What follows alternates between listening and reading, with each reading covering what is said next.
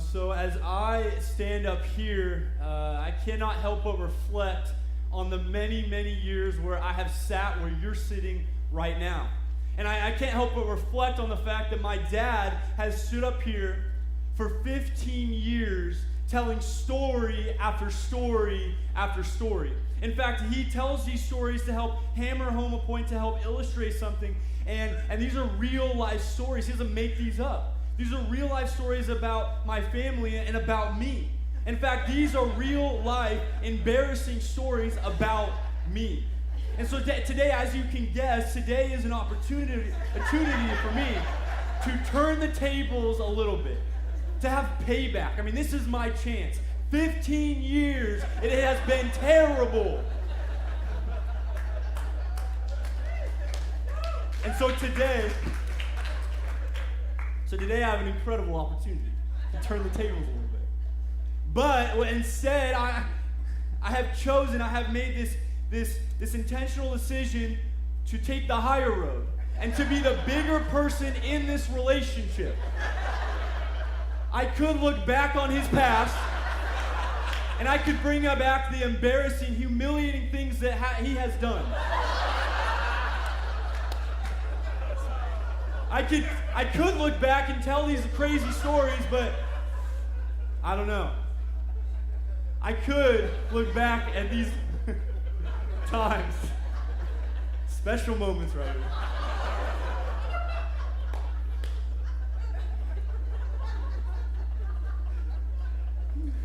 I just heard someone say, wow. Enough said.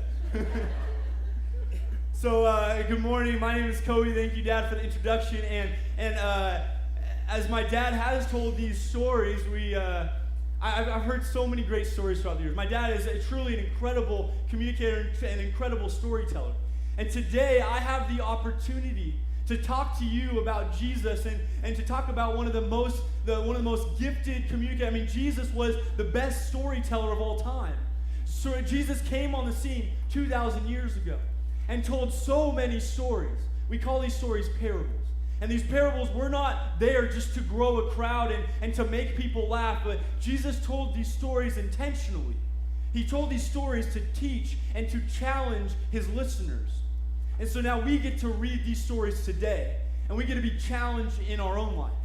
Well, today, if you want to turn there, I'm looking at Luke chapter 15. If you want to open your Bible or go to your YouVersion Bible app, we'll be in Luke chapter 15 looking at a story that Jesus tells. And I don't think it's fair to jump right in without talking about context. So helping us get context here, Luke chapter 15, verses 1 through 2, Luke sets the stage for us here. He sets the stage of what is actually going on with Jesus. And so it says that Jesus was standing there, and he had the sinners and then the tax collectors. Now, you got to understand, in this time period, in this society, in this context, the tax collectors were the worst of the worst.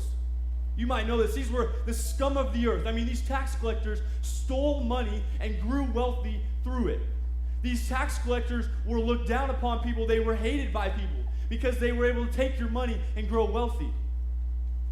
And then there were the sinners. It says there was tax collectors and sinners, and Jesus was hanging around them, and they were interacting with each other. And then walks on the stage. Pharisees and the teachers of the law walk on the stage. They join the scene here, and we see them start to talk among themselves. They start to talk about this. It says they mutter to each other, which is saying here that they were kind of questioning Jesus in this time. They were saying, who is this man who claims to be the Son of God, who claims to have religious authority, who is a rabbi? Who is this man who is hanging out with these sinners and these tax collectors? They're questioning him here, and it says this man welcomes sinners and eats with them. Who is this man? Who is this man, Jesus, who claims to be all of this and yet spends his time with bad people? Essentially, they're asking the question, Jesus, why are you hanging out with these bad people? And Jesus hears them talking, and Jesus responds. I mean, Jesus, in Jesus-only fashion, responds with a story. Not only one, but literally on the spot, he spits out a trilogy. He spits out 3 stories on the spot to help answer the question. The first one is talking about the lost sheep. And then he talks about the lost coin. And then finally, Jesus talks about the lost son. And this is where we'll find ourselves today in Luke chapter 15, verse 11. Jesus is answering the question, Jesus, why are you hanging out with bad people? And as many of you guys may know this story, it's actually one of the most well-known stories that Jesus ever told. It's a story about a father and two sons. And I can't help but think and then bring a parallel between my father and me and my brother. It's kind of a similar situation with there's a father and then two sons. And it's a story about a younger son who squanders the wealth, and I cannot help but think in our relationship in my family, that would be my brother. I cannot help but think like that this is kind of like my situation here. And he literally goes to the father and says, Father, can I have my inheritance now as a young man? The father hands it over to him, and just like any young kid would probably do in any time throughout history, he goes and squanders the wealth. He goes and spends all this money on wild partying and wild living. And so here we see Jesus telling the story about a father and two sons. The younger son asks for an inheritance. He goes to this faraway land. He squanders everything that his father had made. He spends and lives out this crazy lifestyle, this wild living, it says. And then he finds himself broke. He finds himself without any other money, and then in this situation, the economy crashes. The economy crashes, he goes bankrupt, and then all of a sudden, he finds himself in a very, very tricky situation. He lived this luxurious, wealthy lifestyle with his dad, family, and a ton of people, and now he is in a faraway land by himself with no money. Economy crashed, he went bankrupt, and then what he does is he reaches out to a farmer. And a local farmer, he persuades him to hire him. So he works for this farmer in the fields. He spends day in and day out with pigs. The Bible tells us here that he's feeding the pigs. And so he gets on his hands and knees and he works and he gets dirty. And this is a gross job. I mean, certainly I would never want to wish this on anybody. This is a terrible point. And if you look at this young son, he'd only lived so long. But this would probably be the lowest point in his entire life. He lived this luxurious lifestyle. He spends everything, and now he is literally working with the pigs. Have you ever had a low point? Have you ever had a really, really low point? Like you feel like you're never going to get out of it? Like you feel like you're stuck in this situation, and you feel like you can never get out? I can remember very, very vividly. It was August 28, 2016, and this was a big day for me. I woke up that morning feeling sick to my stomach because I knew that day I was going to have to say goodbye to my dad. We had gotten to Azusa Pacific University, and the rest of my family had left, and that day was the day like we were supposed to part ways, and I was supposed to start the next chapter of my life in college. And I remember that day realizing that I'm not quite as tough as I once thought I was. That I thought that I could get through this and this was going to be fun and easy and awesome, but in reality, I was actually feeling quite sick. I remember sitting there and the president was speaking to us, and we were in this giant room, and then he dismisses us and we have to walk outside of the room. And at this moment, then we have to say our goodbyes. I mean, this is the moment that we have to part our own ways. And you might think that your pastor is a rock, but in this moment, he cried. Like, when I say he cried, okay? But I'm not going to pick on him here because I cried too. We shared this very intimate moment where we said in some ways kind of our last words before the next chapter of my life began. And I knew that my dad would always be a phone call away. I knew that he would always be there if I ever needed him to, but in reality, I also knew that life was never going to be the same. I knew in this moment that life was going to shift for me. And so I walked away that day after shedding tears together and sharing the last kind of words, and I went my own way, and I remember going, and I was just crying, and I felt incredibly sad. I felt like I left LifePointe in Elk Grove, and my family and my dad, everybody I knew, to go to Southern California, to this faraway college, to live my own life, and now I started to second guess it a little bit. In fact, I went back to the dorm hall that night, and there was 40 dudes, and you can just imagine what happens on night one with 40 dudes on a hall in college, and it was just crazy. I mean, they're like hooting and hollering, they're running in the bathroom. Like, I don't even understand why we do these things, but the reality is they were just acting crazy. And I remember sitting there at the end of the hall in this little nook. It was a study hall, and of course nobody's there because we haven't even started school yet, and I'm sitting there and I'm just crying. This was a very weak moment for me, right? Like, I was not strong in this moment. I was feeling a lot of sadness because I left everything I had. And in reality, we can look back and we can kind of laugh at this because this was the growing pains, and this was homesickness that comes with moving away from college. But in fact, this went on day in and day out. Like, literally, days went by, and I could not, I wasn't continuously crying, but I could, like, I just all day long. No, but like, I felt this sadness. And I would go back to my dorm, and I'd feel lonely and lost. And although there was all these amazing people on this amazing campus, I felt incredibly lost and lonely.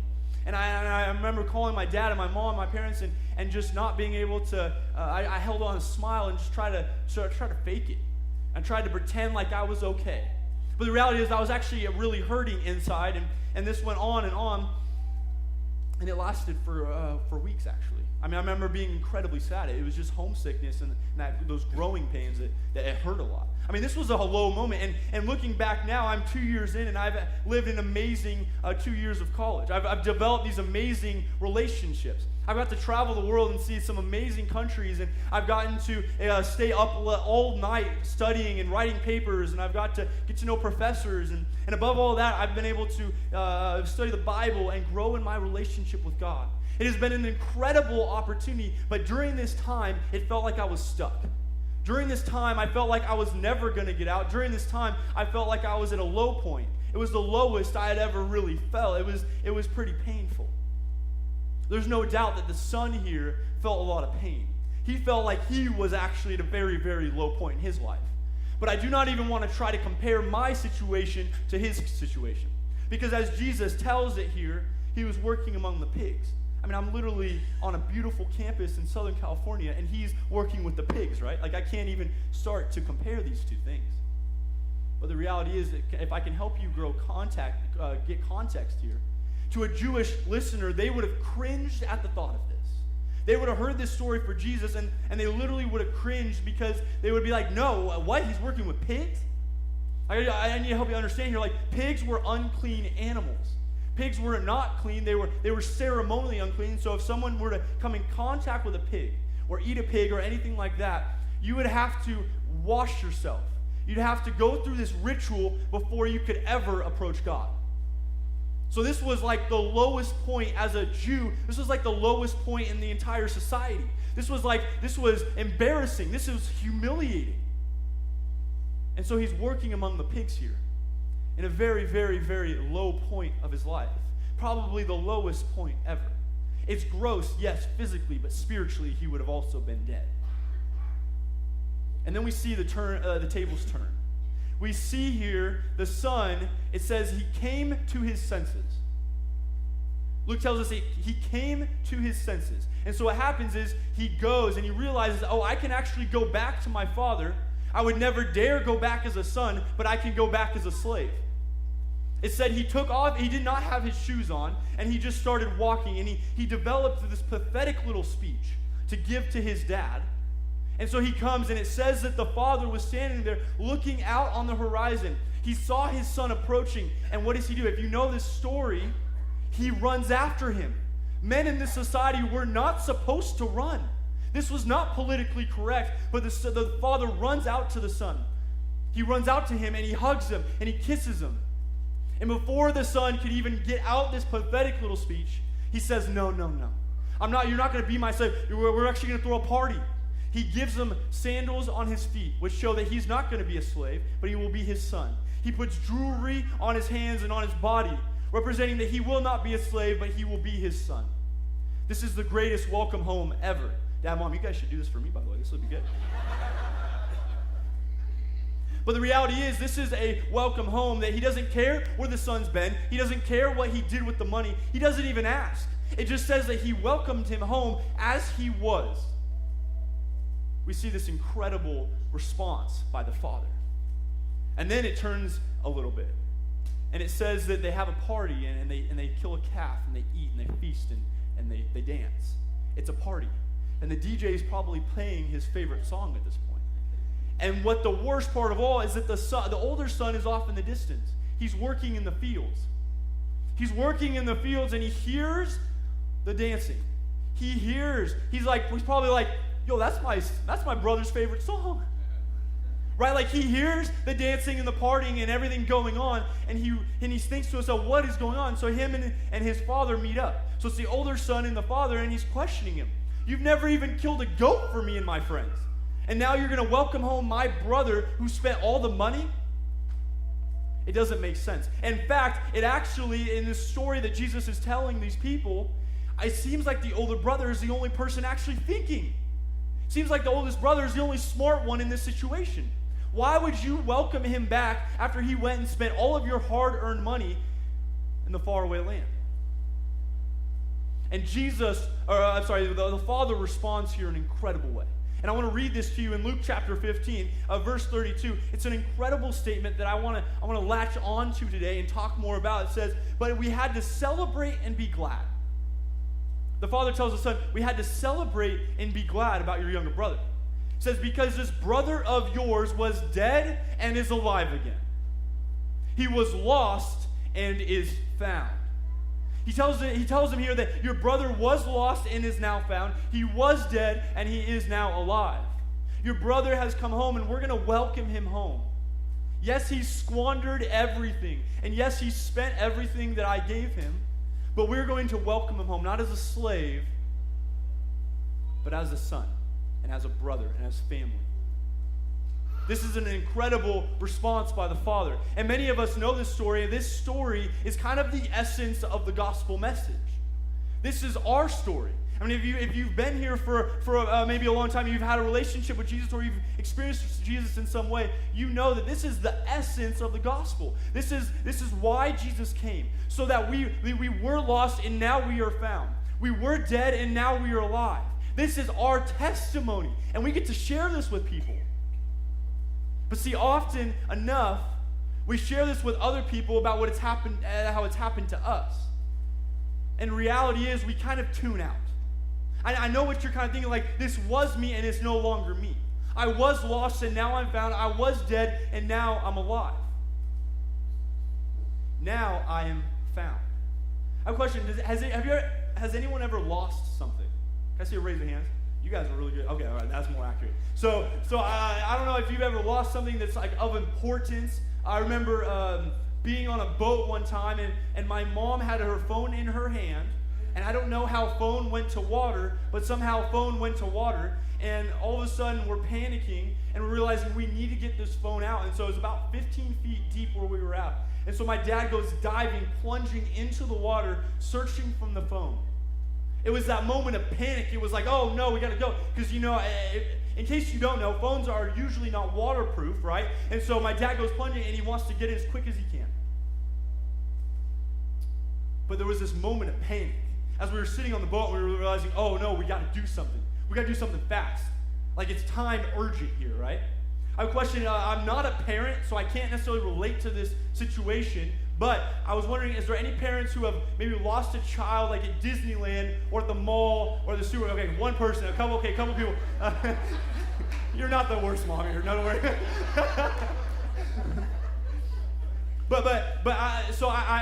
I can't tell you from experience. I'm not a father, newsflash, but the reality is I've heard from many people that when you lose your child at Disneyland or maybe at the mall or a supermarket of some type, it's a very tense situation. You go from very relaxed, right, and you're just walking down the street or whatever, and you look around and all of a sudden your child's gone. And in this moment, your heart drops. You get clammy, you get sweaty, you get like you just all of a sudden start to panic. Your adrenaline rises, and all of a sudden in this moment, you're like, I need to do something. It's time urgent, right? And so we have to find my child as quick as I can.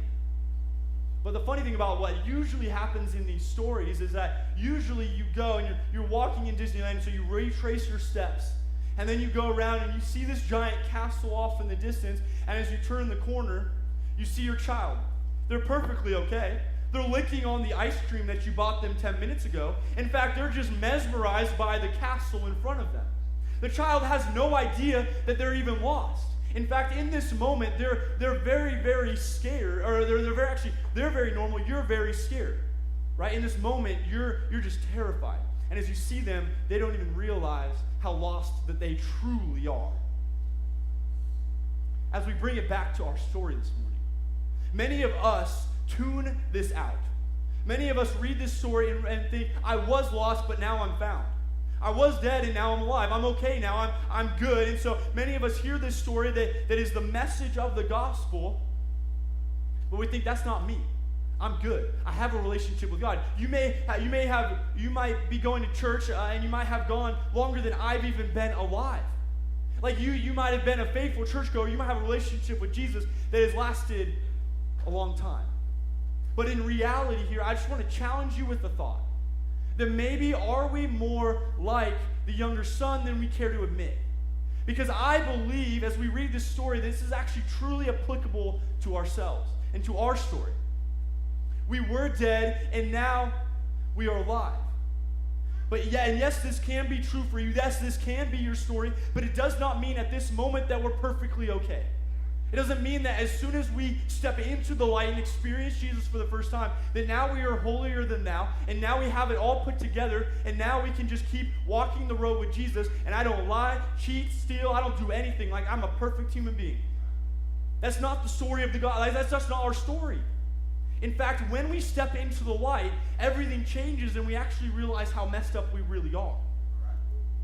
And so in this moment, when we realize how dead we are, that is when we can become alive.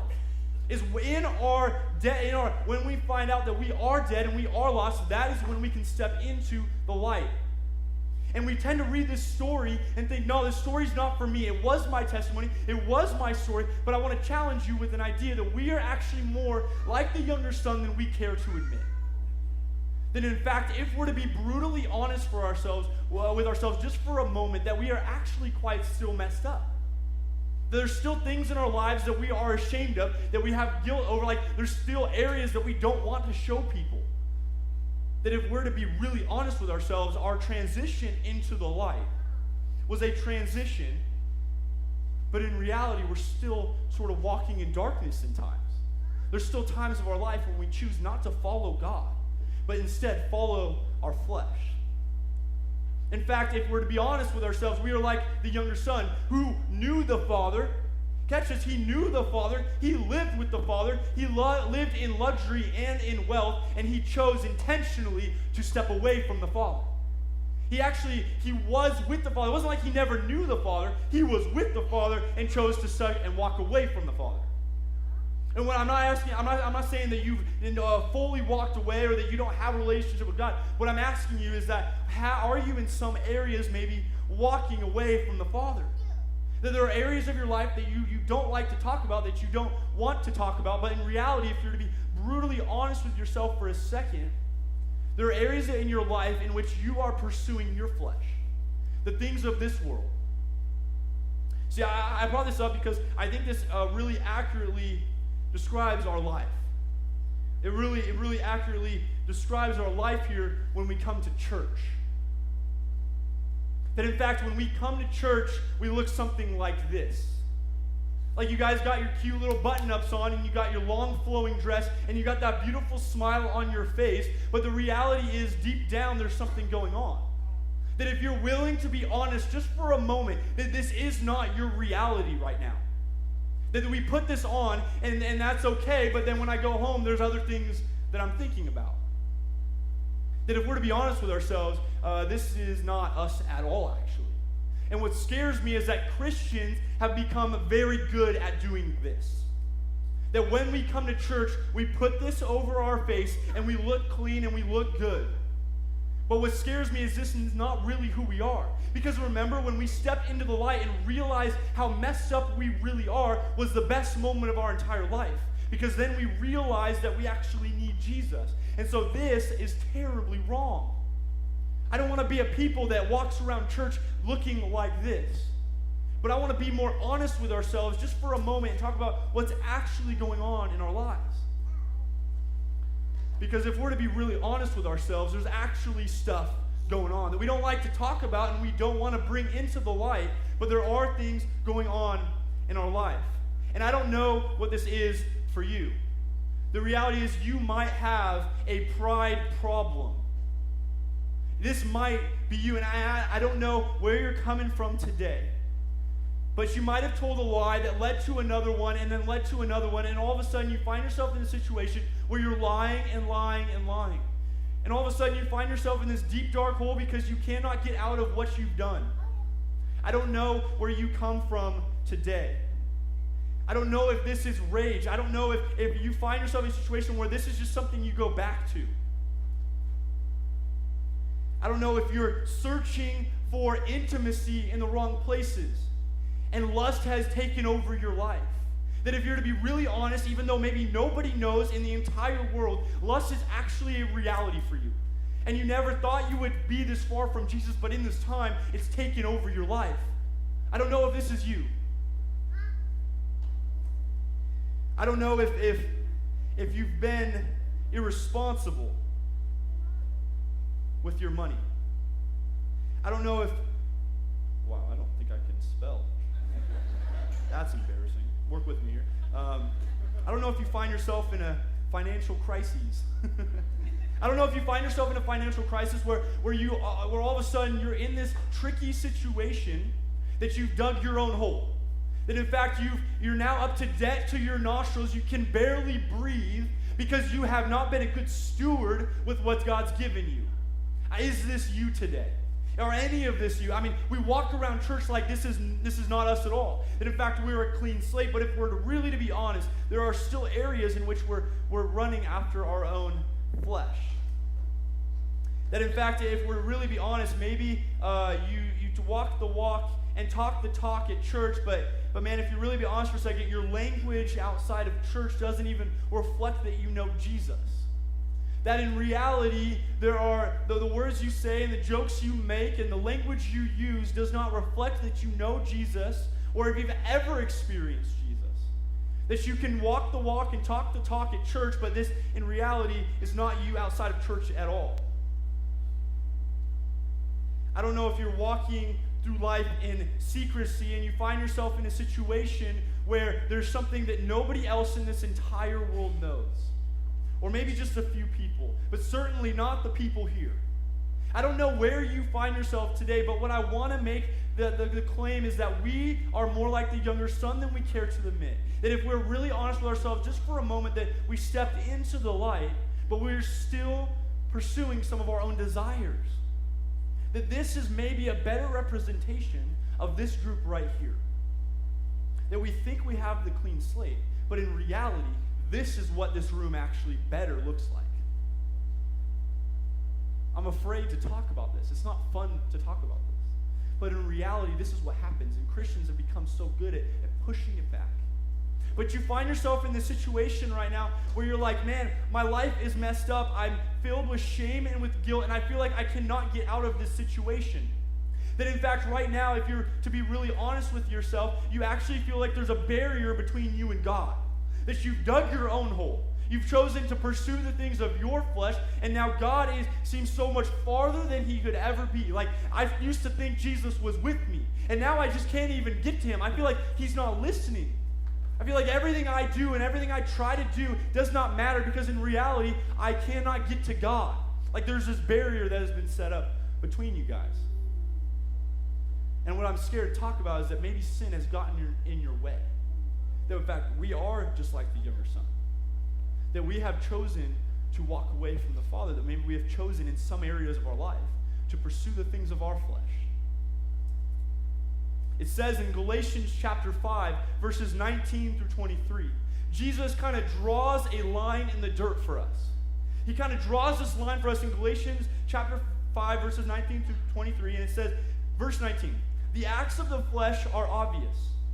Sexual immorality, impurity and debauchery, idolatry and witchcraft, hatred, discord, jealousy, fits of rage, selfish ambition, dissensions, factions, and envy, drunkenness, orgies, and the like. I warn you, as I did before, that those things, those who live like this will not inherit the kingdom of God. That in fact, if this is us, then we cannot even inherit the kingdom of God. It doesn't make sense. This doesn't make sense. And so it goes on to say in verse 22, but the fruit of the Spirit is love, joy, peace, forbearance, kindness, goodness, faithfulness, gentleness, and self-control. Against such things there is no law. Jesus draws this line in the sand. He says the things of the flesh and the things of the Spirit. The things of the flesh and the fruit of the Spirit. He says, if this is you, then you will not inherit the kingdom of God. And that if you find yourself in a situation where you have chased after these things, and it's quite tricky. But Jesus is making an invitation to you today. He's making an invitation for you to come home. He's inviting you back in. It doesn't matter what you've done. It doesn't matter where you've walked. It doesn't matter how far away from the Father that you have gone. It doesn't matter how much of His wealth that you've squandered. But the reality is God is asking you to come home today. Jesus is inviting you back home. And He doesn't say you have to get it all together. He says, come messy. You see the story of this parable. It says He came as He was.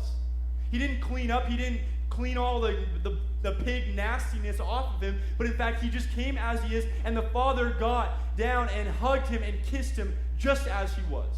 We have a Jesus who takes us just as we are. In fact, we do not have to clean ourselves up.